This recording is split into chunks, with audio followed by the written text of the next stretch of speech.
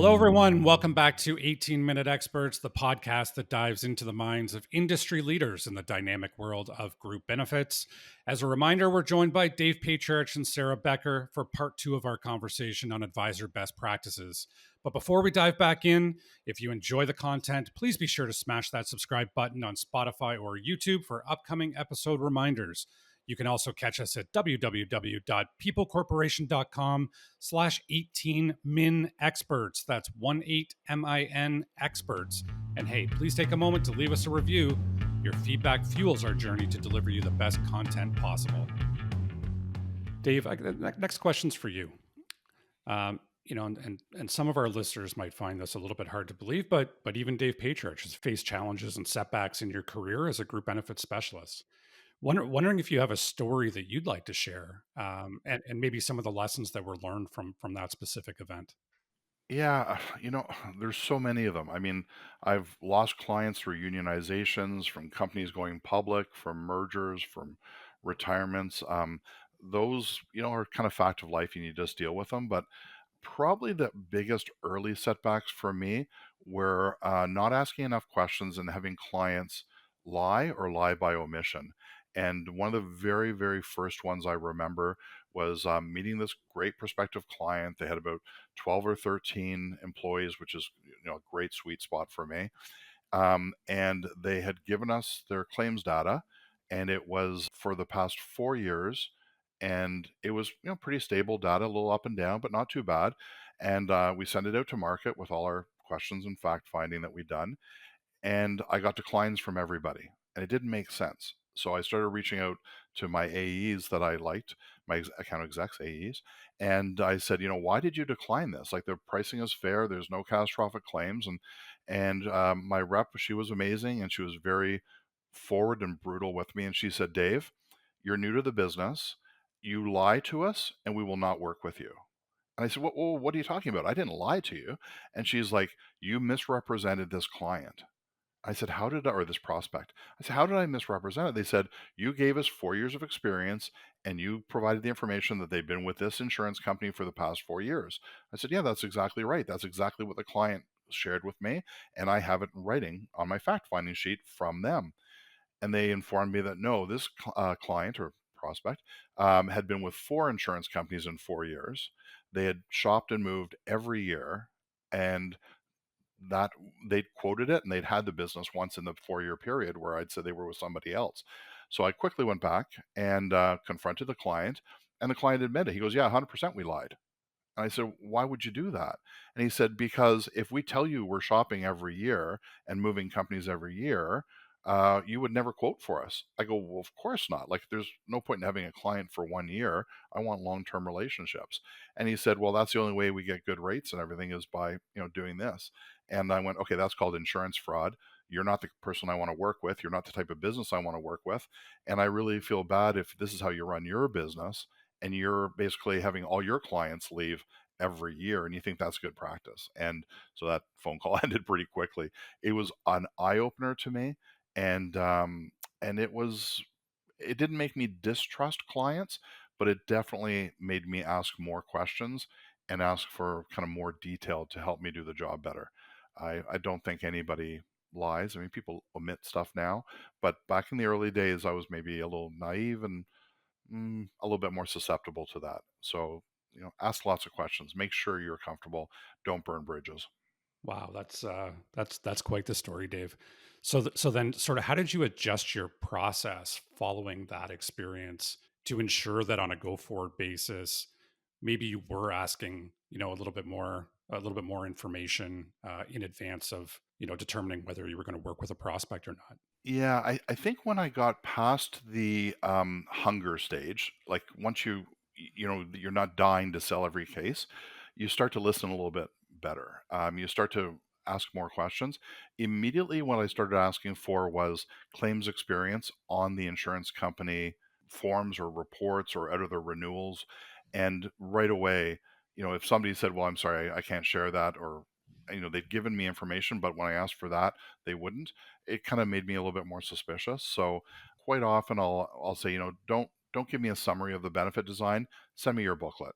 Don't give me a listing of employees off the top of your head, give me a billing, give me a real census, and just ask for more specific, detailed information. And that solved it. I'd say as I went along, further beyond that, just listening for the nuanced lies you start to pick up. When, it's like any relationship, whether you're out with a buddy for a beer, or whether it's a client or a spouse, or whatever, you can kind of tell when people omit things, and you just have to listen for that a little bit more. Sarah, I'm afraid to ask if you have you had similar similar experiences to that?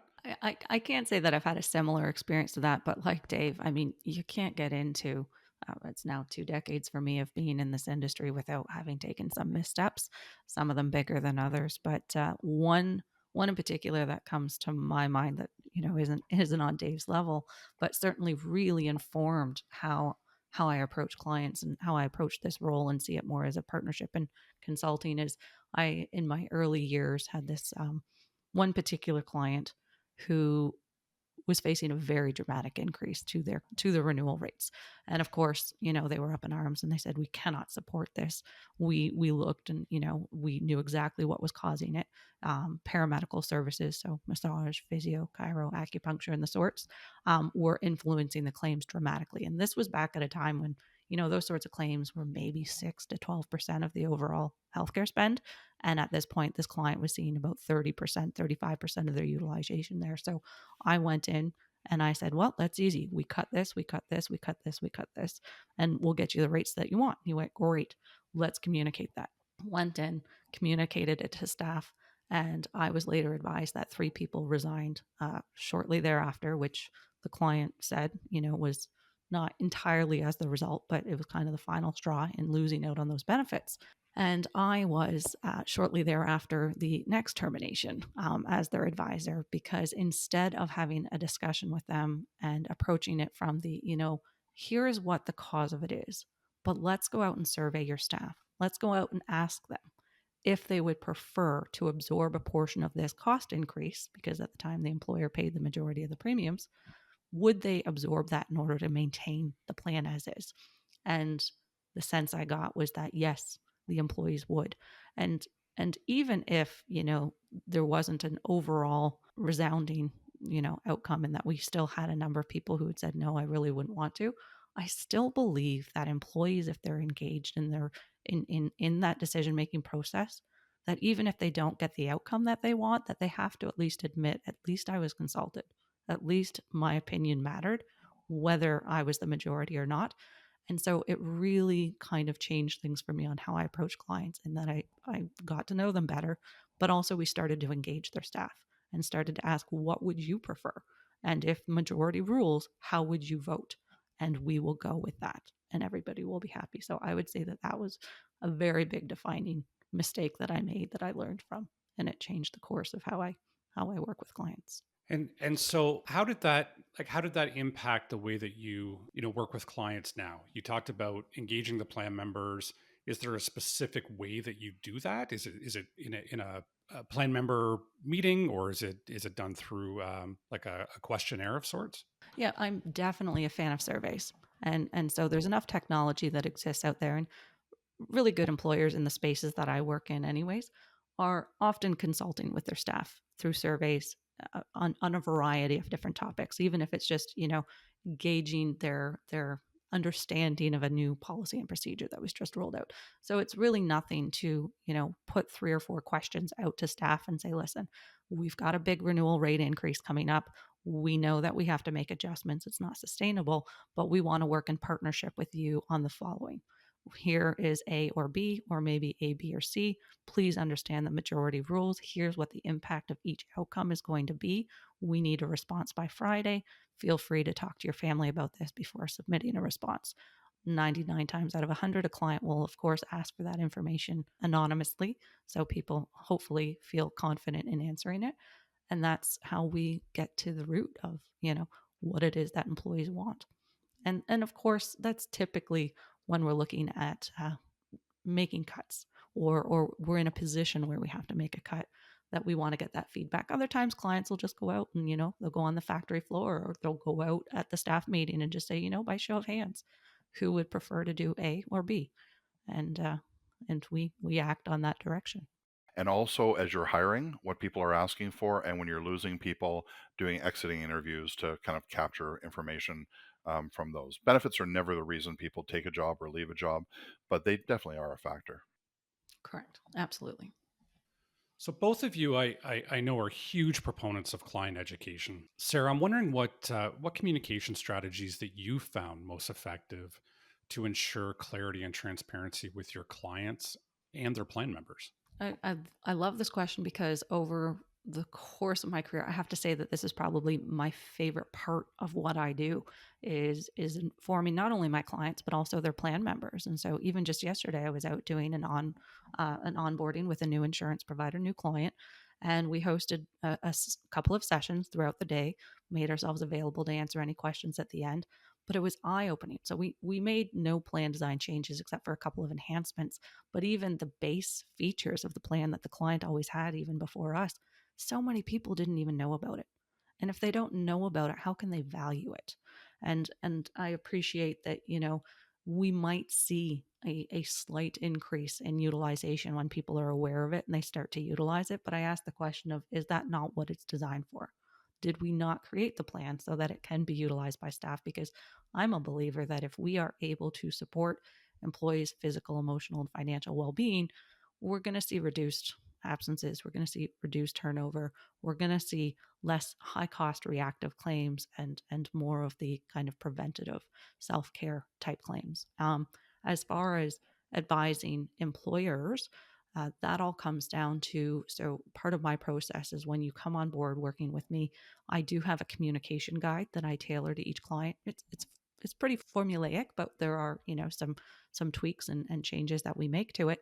But basically providing the client with easy ways of distributing information, whether that's an email blast just saying, hey guys, as we're approaching March break, remember to take your travel card with you in the following considerations for your out of country coverage. Or, hey guys, as we're approaching, the holiday season, we understand it can be emotionally exhausting for many of you. You may want to reach out to our EFAP. Here are the contact details below.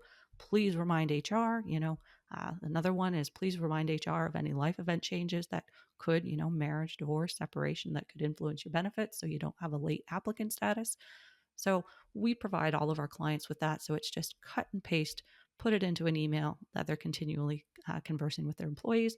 And then, like Dave and his employer checklist, I also have a policy administration guide that all clients are provided that gives them all of the best processes on how to adjudicate and manage their plan.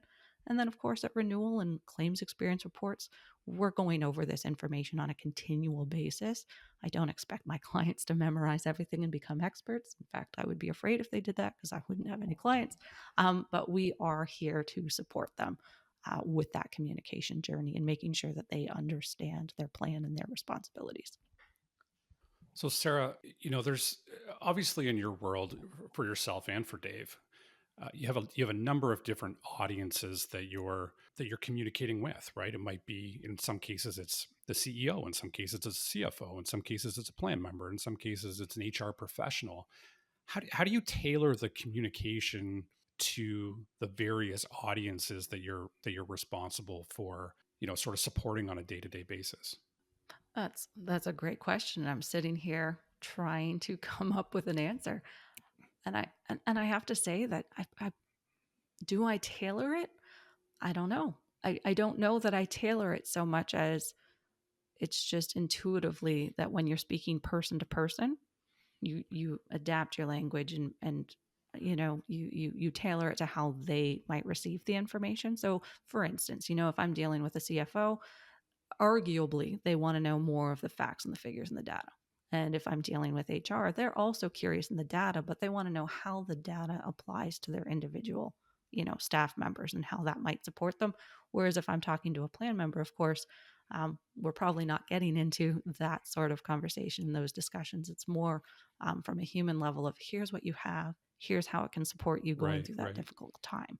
I had a very powerful conversation with a claimant yesterday, or a plan member yesterday, at this education session about some of the experiences she's had in the last couple of years in terms of loss. and just, pointing out all the different mental health resources that exist within the plan that might be able to support her on that journey. It's amazing. Very, very powerful. Dave, how about yourself? Yeah, I tend to do things more generally as well, and then hone in on the one-on-ones when we get to the specific cases or problems or issues or whatever. But what I would say is, so I do a lot of regular communications to clients to educate them. So I do newsletters quarterly, and those are geared to employers on one side and employees on the other, so they can share that information with their staff. I do blogs about weekly with information. It can be HR, legal, benefits, reminders, all sorts of things. Same, they can share that with their employees. And I also invite clients out to our CGIB events, Canadian Group Insurance Broker events. So they can kind of use that as an educational piece as well. So we're kind of doing all that, but that's relatively general. It's really the one-on-ones that you have where you start to kind of tailor the discussion. Do we go deep into something with finance, for example, because we're going to look at changing taxation of LTD, or if you're talking to HR, the warm and fuzzies, like what's the message going to be and how's it going to be received and things like that. So it starts out with a general educational format, whether it's newsletters, blogs, education pieces, and then it gets more specific as you get into the one-on-ones. And that's it, folks. Episode 1, Part 2 is complete. Thanks again to Dave and Sarah for their time today and for an excellent discussion. Remember, the insights shared here are just the beginning of our journey together. To stay updated on future episodes, hit that subscribe button on Spotify or YouTube. When it comes to navigating the complexities of group benefits, knowledge is power. Stay curious, stay informed, and stay empowered. Until next time.